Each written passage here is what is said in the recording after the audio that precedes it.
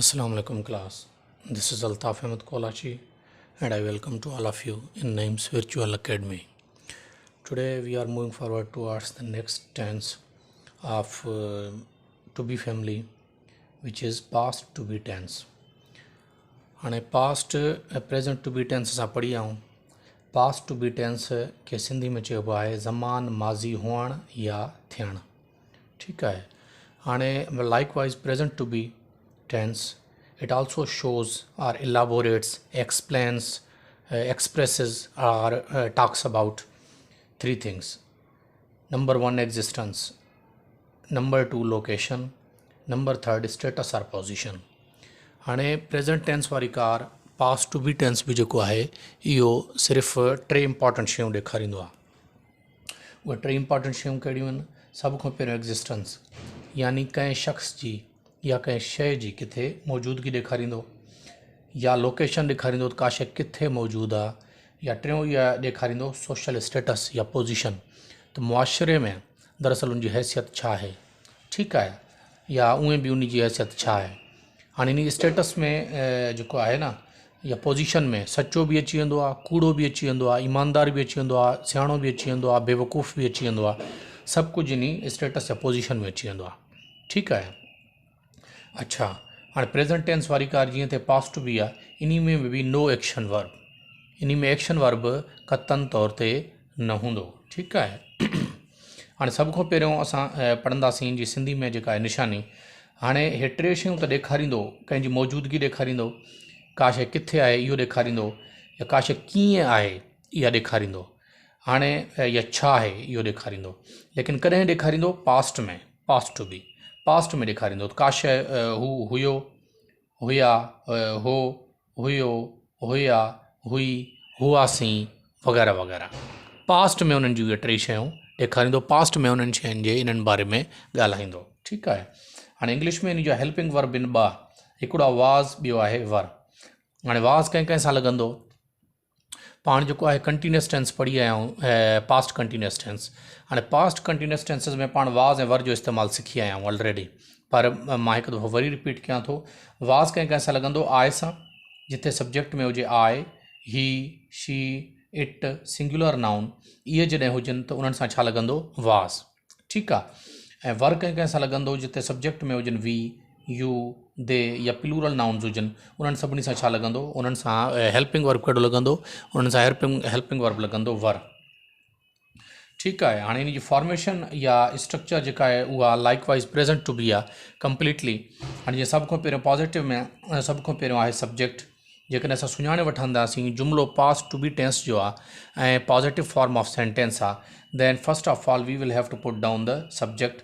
After that we will have to place helping verb according to the subject. ठीकु आहे. जेकॾहिं subjects में हे आहिनि त हेल्पिंग वर्ब हे पवंदो, सब्जेक्ट्स में हे आहिनि त हेल्पिंग वर्ब हे पवंदो. हेल्पिंग वर्ब खां बाद में छा ईंदो? असांजो ऑब्जेक्ट ईंदो. ठीकु आहे. इन में एक्शन वर्ब आहे ई कोन. उन खां पोइ नेगेटिव जी फॉर्मेशन छा आहे? सभ खां पहिरियों सब्जेक्ट, सब्जेक्ट खां पोइ हेल्पिंग वर्ब, उन खां पोइ नॉट, नॉट खां पोइ ऑब्जेक्ट, आख़िर में फुल स्टॉप. हाणे इंटेरोगेटिव जी ऐं इंटेरोगेटिव नेगेटिव जी फॉर्मेशन बि सेम आहे जीअं प्रेजेंट टू बी जी हुई. ठीकु आहे. कोई चेंजिंग इन्हनि में न आहे. पोइ इन जे करे जेको आहे उहो मां सम्झां थो हाणे बार बार लिखणु एतिरी ज़रूरत न आहे. ठीकु आहे. हाणे उमेदु आहे उहा तव्हां खे सही नमूने सम्झ में अची चुकी हूंदी. हाणे जेकॾहिं असां इन जे मिसाल वारे जुमिलनि ते जेकॾहिं ॻाल्हायूं, एग्ज़ाम्पल्स ते, सभ खां पहिरियों आहे हू क्लास में हुयो. हाणे हिते तव्हां जेका आहे उहा निशानी उहा क्लियरली जेको आहे ॾिसी सघोसि था त हू क्लास में हुयो. हाणे ओ हे हुयो, हुयो जी निशानी ॾिसो था, ऐं मथे लिखियलु अथव हुयो. अच्छा, हाणे ॿी इन में निशानी कहिड़ी आहे? त इन में ॾिसी सघो था कोई एक्शन वर्ब न आहे. एक्शन वर्ब जो मतिलबु हूंदो आहे कोई कमु, एक्शन यानी अमल, कोई कमु. एक्शन वर्ब जो मतिलबु हूंदो आहे उहो लफ़्ज़ जेको को कमु ॾेखारे. उथणु, वेहणु, खाइणु, पीअणु, सुम्हणु, ॻाल्हाइणु, खोलणु, बंदि करणु, अचणु, वञणु वग़ैरह वग़ैरह. इहे सभु छा आहिनि? एक्शन्स आहिनि. इहे सभु अमल आहिनि, इहे सभु कमु आहिनि.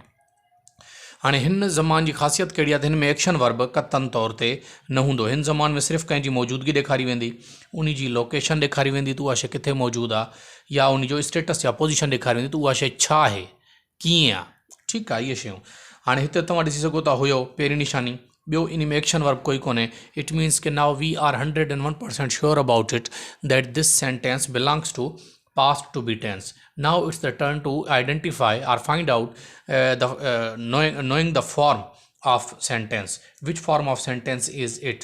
As you know that there isn't any kind of question or negation in the sentence, then you must be well aware of the fact that if there isn't any kind of interrogation, any kind of suggestion, advice, any kind of negation, any kind of exclamation, then the sentence must be of positive form. ठीक है. जेकॾहिं जुमले में सवाल ना है, इनकार ना है, सलाह ना है, मशवरो ना है, रोक ना है, या जेको आहे का हैरत या अजब जी जेको आहे को बि इज़हार ना है, तो उहो जुमिलो पॉजिटिव फॉर्म जो हूंदो. हाणे पॉजिटिव जी जेका आहे उहा स्ट्रक्चर हिते वटि लिखियलु आहे. सभ खां पहिरियों छा रखंदासीं? सब्जेक्ट. इन सेंटेंस में सब्जेक्ट कहिड़ो आहे? इन सेंटेंस में सब्जेक्ट आहे हू ही. ठीकु आहे. सब्जेक्ट खां बाद में रखंदासीं हेल्पिंग वर्ब. हाणे ही सां हेल्पिंग वर्ब कहिड़ो लॻंदो? वॉस. ही वॉस. उन खां पोइ क्लास में ऑब्जेक्ट यानी क्लास में in class. He was in class. Simple. उन खां पोइ नेगेटिव आहे असां वटि. नेगेटिव में सभ खां पहिरियों छा रखूं? सब्जेक्ट. सब्जेक्ट छा आहे? ही. Again same. उन खां पोइ हेल्पिंग वर्ब. ही सां हेल्पिंग वर्ब कहिड़ो लॻंदो? वॉज. उन खां पोइ नॉट. उन खां पोइ ऑब्जेक्ट आहे इन क्लास. Full stop. हाणे इंटेरोगेटिव में सभ खां पहिरियों जेको आहे हेल्पिंग वर्ब वॉज. हाणे त वॉज ॿाहिरि अची वियो. डब्ल्यू जेको आहे उहो छा थी वेंदो? कैपिटल थी वेंदो. वॉज. उन खां पोइ जेको आहे ही. हाणे ही अंदरि अची वियो. एच छा थी वेंदो? स्मॉल. Was he. उन खां पोइ इन. उन खां पोइ क्लास. आख़िर में question mark because it is an interrogative sentence. अच्छा. हाणे सभ खां पहिरियों वरी helping verb interrogative and negative में कन्वर्ट कयूंसि था. सभ खां पहिरियों छा रखंदासीं? Helping verb. हेल्पिंग वर्ब खां बाद में ही सां हेल्पिंग वर्ब पवंदो वॉज. उन खां पोइ सब्जेक्ट ही. सब्जेक्ट खां बाद नॉट. नॉट खां पोइ object in class question mark.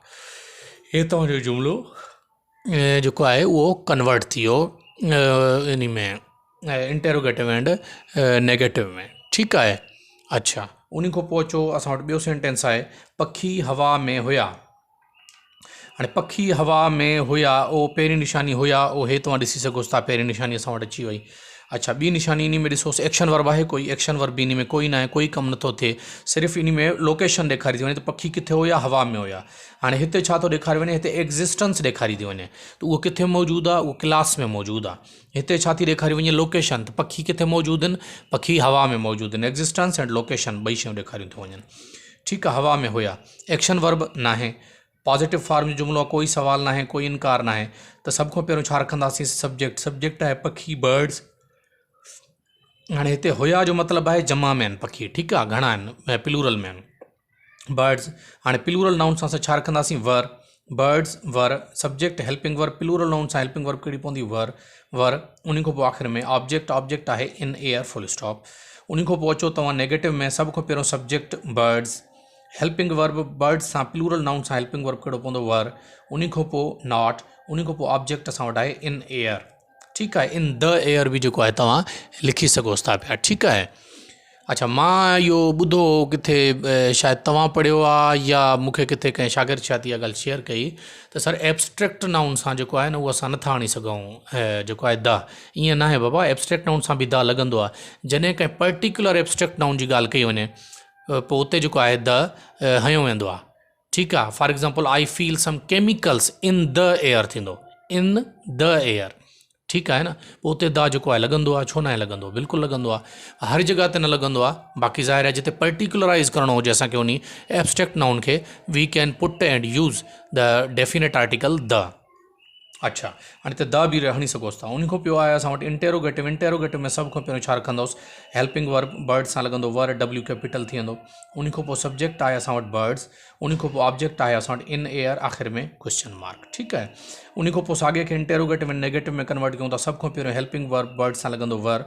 उन खां पोइ बर्ड्स. उन खां पोइ नॉट. आख़िर में ऑब्जेक्ट इन एयर. आख़िर में जेको आहे क्वेश्चन मार्क. ठीकु आहे. हाणे हे तव्हांजो जुमिलो कन्वर्ट थी वियो. हाणे टियों ऐं आख़िरी अॼु जो सेंटेंस इन टेंस जो जेको आहे मिसाल जो उहो इहो आहे. उहे दोस्त हुया. अगेन हुया. उहे साॻियो तव्हां ॾिसी सघोसि था. हुया. ॿियो ॾिसोसि एक्शन वर्ब आहे, एक्शन वर्ब कोई कोन्हे, कोई कमु कोन थो थिए पियो, ठीकु आहे। ऐं टियों हाणे हिते छा थो ॾेखारे वञे, हिते स्टेटस ॾेखारी थी वञे, पोजीशन, उन्हनि जी पाण में स्टेटस या उन्हनि जो पाण में पोजीशन या रिलेशन छा आहे, उहे पाण में दोस्त हुया। हाणे हिते एग्ज़िस्टेंस नथी ॾेखारी वञे, हिते लोकेशन बि नथी ॿुधाई वञे त उहे किथे आहिनि, हिते सिर्फ़ु उन्हनि जो पाण में ताल्लुक़ ॿुधायो थो वञे, ऐं हिते उन्हनि जो स्टेटस ॿुधायो थो वञे, पोजीशन के वाट वर दे टू जेको आहे ईच अदर, उहे हिक ॿिए जे लाइ छा हुया, दोस्त हुया, ठीकु आहे न। त या वन एंड अदर दे या उहे दोस्त हुया। पोइ जेको आहे सभ खां पहिरियों हाणे पॉज़िटिव फॉर्म ऑफ सेंटेंस आहे, कोई क्वेश्चन न आहे, नेगेटिव न आहे। सभ खां पहिरियों सब्जेक्ट दे, उन खां पोइ हेल्पिंग वर्ब दे सां हेल्पिंग वर्ब कहिड़ो लॻंदो, वर। उन खां पोइ ऑब्जेक्ट असां वटि आहे दोस्त, फ्रेंड्स, जमा में आया हुया, जमा में आहे फ्रेंड्स, फुल स्टॉप, ठीकु आहे। उन साॻे खे नेगेटिव में कन्वर्ट कयूं, सभ खां पहिरियों सब्जेक्ट दे, उन खां पोइ हेल्पिंग वर्ब दे सां लॻंदो वर, उन खां पोइ नॉट, आख़िर में ऑब्जेक्ट फ्रेंड्स, फुल स्टॉप। हाणे इन साॻे खे इंटेरोगेटिव में जेकॾहिं असां कन्वर्ट कंदाऊं, सभ खां पहिरियों हेल्पिंग वर्ब, उन खां पोइ दे, हाणे दे अंदरि अची वियो, टी स्मॉल थी वेंदो, उन खां पोइ फ्रेंड्स, आख़िर में क्वेश्चन मार्क। साॻे खे जेकॾहिं असां कन्वर्ट कयूं इंटेरोगेटिव एंड नेगेटिव में, त सभ खां पहिरियों थींदो वर, हेल्पिंग वर्ब रखंदासीं सभ खां पहिरियों छा, वर, उन खां पोइ जेको आहे सब्जेक्ट रखंदासीं दे, उन खां पोइ नॉट। हाणे हिते वर शुरू में रखण सां इंटेरोगेटिव थी वियो, नॉट अंदरि रखण सां नेगेटिव थी वियो, इंटेरोगेटिव एंड नेगेटिव। आख़िर में जेको आहे ऑब्जेक्ट फ्रेंड्स क्वेश्चन मार्क। हाणे हे तव्हांजो अॼु जो टेंस बिल्कुलु क्लियर थी वियो, फुली तव्हांजे लाइ इहो तव्हांखे सम्झ बि अची वियो हूंदो, ठीकु। हाणे इन खां नेक्स्ट असां अॻिते जेको मूव कयूं था, हाणे अॼु इन टेंस सां गॾोगॾु जेको आहे तव्हांजे लाइ मां छा खणी आयो आहियां, उहो आहे वर्ड्स एंड एंटानम्स। हाणे माफ़ु कजो, अॼु असल में मां नंबरिंग नाहे कई, 15 मां लिखिया आहिनि, अक्यूरेट 15 आहिनि, ठीकु आहे। ऐं नंबरिंग मां इन जे लाइ नाहे कई त थोरी मूंखां ग़लती थी वई हो, हिते तव्हां ॾिसी सघो था मां सफ़ा क़रीब अची वियो आहियां, इन जे करे मां नंबरिंग सम्झुमि त सही न रहंदी, मुमकिन आहे वर्ड थोरो इफेक्टेड थिए इन सां, इन जे करे मां नंबरिंग नाहे कई। होपफुली तव्हां सम्झी वेंदव ऐं मां तव्हांखे पढ़ी करे ॿुधाईंदो बि वञा थो पियो, ठीकु आहे। इन्हनि जी माना तव्हांखे सम्झ में अची वेंदी इंशाअल्लाह। हाणे वर्ड्स एंड एंटानम्स में अॼु सभ खां पहिरियों जेको असां वटि वर्ड आहे, अच्छा हिकिड़े अॼु मूंखे ॻाल्हि यादि अची वई, त उहा मां तव्हां सां शेयर करणु थो चाहियां।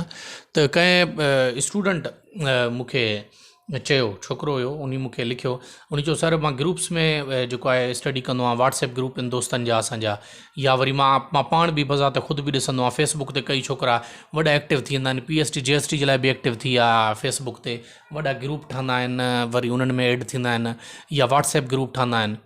बाबा ॾिसो, हर कंहिंजो हिकिड़ो अलॻि एक्सपीरियंस हूंदो आहे। मां पंहिंजो ज़ाती एक्सपीरियंस जेकॾहिं तव्हां सां शेयर कयां, एज़ अ टीचर, मां तव्हांजो उस्तादु आहियां, मां एज़ अ टीचर तव्हां सां ज़ाती एक्सपीरियंस शेयर करण जो मक़सदु इहो आहे ताकी, छो त मूंखे उन सां फ़ाइदो थियो आहे, मां उमेदु करां थो मुमकिन आहे तव्हांखे बि इंशाअल्लाह इन सां फ़ाइदो थींदो।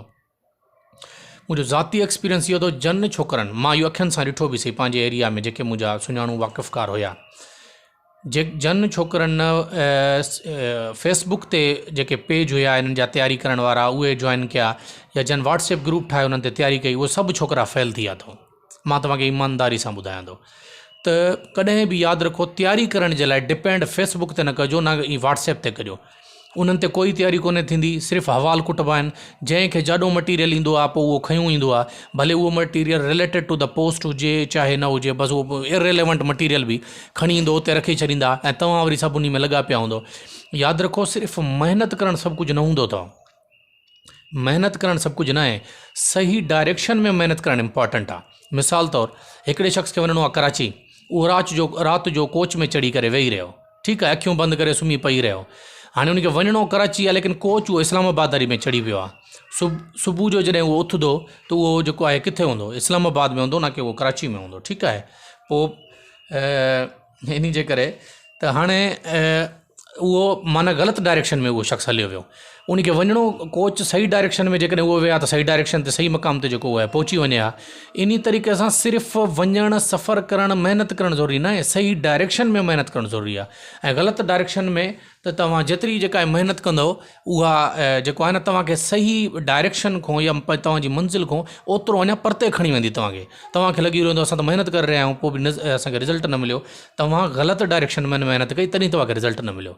असां जेको तव्हांखे पढ़ायूं था इंशाअल्लाह टू दी एक्यूरेटली पॉइंट पढ़ायूं था, तव्हां इन ते कंसंट्रेट कयो जेको तव्हांखे असां मटीरियल ॾियूं था, ऐं आख़िर में इंशाअल्लाह मुंहिंजी वधि खां वधि कोशिशि इहा आहे, आख़िर में जेतिरो थी सघियो रिलेवेंट जेको मटीरियल असां वटि ॿियो बि हूंदो PDF जेको आहे फॉर्म में, वो मां तव्हां सां इंशाल्लाह शेयर कंदुसि, पोइ उन खे बि ॾिसी वठिजो। पर शुरूआत में 101% कंप्लीटली जेको आहे तव्हां डिपेंड कयो, कंसंट्रेट कयो उन ते जेको तव्हांखे असां मटीरियल पढ़ाए रहिया आहियूं। तव्हांखे इंशाल्लाह इहो वॾो फ़ाइदो ॾींदो।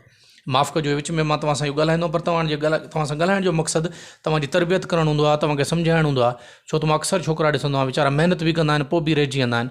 पोइ इहो इशू सभिनी सां थींदो आहे। एज़ अ टीचर मुंहिंजो फ़र्ज़ु आहे न सिर्फ़ु तव्हांखे इहे शयूं पढ़ायां, बल्कि इन सां गॾोगॾु तव्हांजी कुझु तरबियत बि कयां, जेको मुंहिंजो ज़ाती एक्सपीरियंस आहे उहो तव्हां शेयर बि कयां। अच्छा, उन खां पोइ असां चऊं था वर्ड्स एंड एंटोनम्स ते, लफ़्ज़ ऐं उन्हनि जा जेको आहे ज़िद। सभ खां पहिरियों जेको असां वटि वर्ड आहे, हाणे इन वर्ड जी माना बि मां हिते लिखी आहे। माना वर्ड जी आहे एंटोनम आहे, इट मीन्स के यू मस्ट बी जेको आहे वेल अवेयर ऑफ द फैक्ट के जेकॾहिं एंटोनम आहे त उनजी अपोज़िट मीनिंग आहे इन जी। हाणे पहिरियों असां वटि जो वर्ड आहे रिकनडाइट। हाणे रिकनडाइट जी माना छा आहे? लिकल, खुफ़िया। ठीकु आहे। हाणे रिकनडाइट जो जेको एंटोनम आहे उहा मैनिफेस्ट। हाणे मैनिफेस्ट जी माना तव्हां इन जी उबतड़ि जेकॾहिं कढंदो छा थींदी? ज़ाहिर, वाज़े, खुलियल। ठीकु। उन खां पोइ ॿियो असां वटि वर्ड आहे गम्पशन। गम्पशन जी माना आहे सम्झ या एहसास, अक़ल, शऊर, ॿिए जो दर्द। ऐं उन खां पोइ उन जो एंटोनम असां वटि वर्ड आहे अपैथी। अपैथी जी माना छा आहे? बेदर्द, जंहिंखे ॿिए जो एहसास न महसूसु थींदो हुजे, तकलीफ़ न महसूसु थींदी हुजे। ठीकु। उन खां पोइ ॿियो असां वटि नेक्स्ट वर्ड आहे सर्टोरियल। सर्टोरियल जी माना छा आहे? दर्जी जो ठहियल, या जंहिंखे असां आम ॿियनि वर्ड्स में चवंदा आहियूं जेको आहे रेडीमेड। ठीकु आहे। ऐं ॿियो जेको हे जेको आहे होमस्पन। हाणे होमस्पन उहो होम खां निकितल अथव, घर। होमस्पन माना उहो जेको घरेलू ठहियलु हुजे, या घर में जीअं को कपिड़ो उणिजे, या घर में जेका शइ हथ सां ठाहिजे, होमस्पन उन खे सॾिबो आहे। सर्टोरियल कंहिंखे सॾिबो आहे जेका ॿाहिरि जी रेडीमेड दर्जी जी कंपनियुनि जी ठहियलु शइ हुजे, उन खे चइबो आहे। उन खां पोइ ॿियो असां वटि वर्ड आहे डोसाइल। हाणे डोसाइल जी माना जेको आहे उहा छा आहे? ग़रीब या फर्माबरदार। ठीकु आहे। हाणे ग़रीब कहिड़े सेंस में? ग़रीब माना पुअर न। ग़रीब माना जीअं चवंदासीं यार छोकिरो सफ़ा ग़रीब आहे, इन खे जीअं चवंदा उहे मञींदो आहे, ग़रीब उन सेंस में। ठीकु आहे। हाणे हिन ग़रीब जो जेको अपोज़िट आहे उहा आहे अनयील्डिंग। अनयील्डिंग जी माना आहे ज़िद्दी, नाफ़रमान, जेको सिर्फ़ु पंहिंजी ॻाल्हि कंदो हुजे। ठीकु आहे। इन जे करे अनयील्डिंग इन जो अपोज़िट। उन खां पोइ असां वटि ॿियो जेको वर्ड आहे उहा आहे डेक्स्ट्रस। हाणे डेक्स्ट्रस जी माना छा आहे? कारीगर या होशियार, जंहिंखे चऊंसि एक्सपर्ट। हाणे डेक्स्ट्रस जो एंटोनम या अपोज़िट वर्ड छा आहे? इन एक्सपर्ट, जंहिंखे ॼाण न हुजे, ना वाक़िफ़, या जंहिंखे चऊंसि नो सिखिया उर्दू में जंहिंखे चइबो आहे इन एक्सपर्ट। उन खां पोइ ॿियो असां वटि जेको वर्ड आहे उहो अॼु जो वर्ड आहे कर्टेल। हाणे कर्टेल जी माना छा आहे? कर्टेल माना घटाइण, रिड्यूस करणु। उन जो जेको अपोज़िट वर्ड आहे या एंटोनम वर्ड आहे उहो छा आहे? प्रोलॉन्ग। प्रोलॉन्ग जी माना आहे कंहिं शइ खे अञा वधाइणु, डिघो करणु, तवील करणु। अॻियों असां वटि वर्ड आहे डेवियंट। हाणे डेवियंट जी माना आहे ग़ैर रवाजी, या जेका शइ आम तौर ते जेको आहे असांजे कस्टम्स में या मुआशरे में जेका न हुजे। ठीकु आहे। हाणे जेको आहे डेवियंट जो अपोज़िट वर्ड छा थींदो? उहो थींदो रेगुलर। ठीकु आहे न, रेगुलर, या जंहिंखे तव्हां टेबू बि चई सघोसि था। रेगुलर इन जो एंटोनम वर्ड आहे। उन खां अॻियों वर्ड असां वटि आहे डक्टाइल। हाणे डक्टाइल जी माना छा आहे? नरम, मुलायम, नाज़ुक। हाणे डक्टाइल जो जेको अपोज़िट वर्ड आहे उहो असां वटि आहे स्टिफ। स्टिफ जी माना आहे सख़्तु, खोहरो। उन खां पोइ नेक्स्ट वर्ड असां वटि आहे फ्राइवोलस। फ्राइवोलस जी माना आहे नाचीज़ या हल्को, जीअं चवंदा आहियूं न तबियत जो हिकिड़ो हल्को आहे, माना हे का शइ ई कोन्हे, उबतो सुबतो ॻाल्हाईंदो आहे, का मतिलबु इन जी ॻाल्हि जेको सेंस न हूंदो आहे। फ्राइवोलस उन खे चइबो आहे। हाणे उन जो अपोज़िट छा आहे? वाइज़, यानी हिकु सियाणो माण्हू जंहिंजी ॻाल्हि वज़न रखे। अच्छा। उन खां पोइ असां वटि वर्ड आहे वीन। हे मुमकिन आहे शायदि असां अॻ में मथां पढ़ियो बि आहे, हिकु ॿ वर्ड अहिड़ा मथां अची विया हुजे, मां कोशिशि कई आहे की उहे साॻा न अचनि, पर मुमकिन आहे। हे आहे वर्ड वीन। वीन जी माना आहे जुदा करणु, सेपरेट करणु। ठीकु आहे। हाणे वीन जो अपोज़िट वर्ड असां वटि छा आहे? अटैच। ठीकु आहे। माना मिलाइणु, गॾु करणु। उन खां पोइ ॿियो असां वटि वर्ड आहे फेलेशियस। हाणे फेलेशियस जी माना आहे फ़रेबी या मकार। हाणे फेलेशियस शायदि असां सेननम में पढ़ी आया आहियूं। फेलेशियस जो एंटोनम जेको वर्ड आहे उहा ट्रुथफुल। ठीकु आहे न, ट्रुथफुल। ट्रुथफुल माना जेको आहे सचार, जंहिं ते एतबार करे सघिजे, रिलायबल शख़्स हुजे। अच्छा। उन खां पोइ आहे गारबिल्ड। हाणे गारबिल्ड जी माना छा आहे? वाज़े या चूंडियल। चूंडियल हुजे, वाज़े हुजे। जीअं फॉर एग्ज़ाम्पल असां नुमाइंदा चूंडींदा आहियूं, पोइ असांखे वाज़े हूंदो आहे त असांजे मुल्क जो वज़ीर अज़म केरु आहे, मिनिस्टर केरु आहे, चूंडियल नुमाइंदो केरु आहे। जेतिरे त न चूंडबा आहिनि, एतिरे त का शइ क्लियर न हूंदी आहे त केरु चूंडबो, केरु था बीठा, केरु बीहनि था, केरु चूंडिजे थो, क्लियर न हूंदो आहे। हाणे गारबिल्ड जो जेको अपोज़िट वर्ड आहे उहो छा आहे? अनस्क्रैम्बल। हाणे अनस्क्रैम्बल जी माना बि आहे ग़ैर वाज़े, लिकल, खुफ़िया। ठीकु आहे। अच्छा। उन खां पोइ असां वटि नेक्स्ट वर्ड आहे सेनाइल। हाणे सेनाइल जी माना छा आहे, कोराड़प जो। हाणे सेनाइल जो अपोजिट वर्ड आहे अलर्ट। हाणे जो कोराड़प जो माण्हू कोराड़ो माण्हू हूंदो आहे या जंहिंखे चयूंसि ॿुढापे वारो माण्हू हूंदो आहे, उहो आहिस्ता आहिस्ता कमु कंदो आहे, आहिस्ता आहिस्ता घुमंदो आहे, आहिस्ता आहिस्ता ॻाल्हाईंदो आहे, उन जो अपोजिट वर्ड छा आहे, अलर्ट। हाणे इनखे कोराड़प जो बि चई सघोसि था, सिर्फ़ु तव्हां कोराड़प बि चई सघोसि था, ठीकु आहे न। ॿुढापो या जंहिंखे चइबो आहे कोराड़प, इन जो अपोजिट वर्ड आहे अलर्ट, यानी चुस्त, नौजवान, यंग। अच्छा, उन खां पोइ असां वटि नेक्स्ट वर्ड आहे इनऑर्डिनेट। हाणे इनऑर्डिनेट जी जेका माना आहे उहा छा आहे, इनऑर्डिनेट जी माना आहे हद खां वधीक हिकिड़ी शइ जेको आहे एक्सेसिव फॉर्म में असां वटि हुजे। इनऑर्डिनेट जो अपोजिट वर्ड छा थींदो, मॉडरेट। हाणे मॉडरेट जी माना आहे हिकिड़ी शइ हद में हुजे, ठीकु आहे न, लिमिट में हुजे। अच्छा, उन खां पोइ असां वटि आख़िरी अॼु जो एंटानम वर्ड आहे इलेटेड। हाणे इलेटेड जी माना आहे मथ भरो महसूसु करणु, मगरूर महसूसु करणु। मथ भरे जी माना आहे ॿिए खां पाण खे मथां सम्झणु, ॿिए खां पाण खे वधीक ख़ुशि सम्झणु, ॿिए खां पाण खे वधीक ब्लेस्ड सम्झणु, ठीकु आहे न। पर इहो नेगेटिव सेंस में आहे, ज़्यादातर इस्तेमालु थींदो आहे। हाणे इन जो जेको अपोजिट वर्ड आहे सैड। हाणे हे मथ भरो महसूसु करणु ऐं ॿियो जेको आहे मायूसी फील करणु, या जेको आहे घटि फील करणु पाण खे, उदास फील करणु पाण खे। अॼु जा इहा वर्ड आहे। उमेदु आहे अॼु वारो लेक्चर तव्हांखे सम्झ अची वेंदो। वॾी महिरबानी।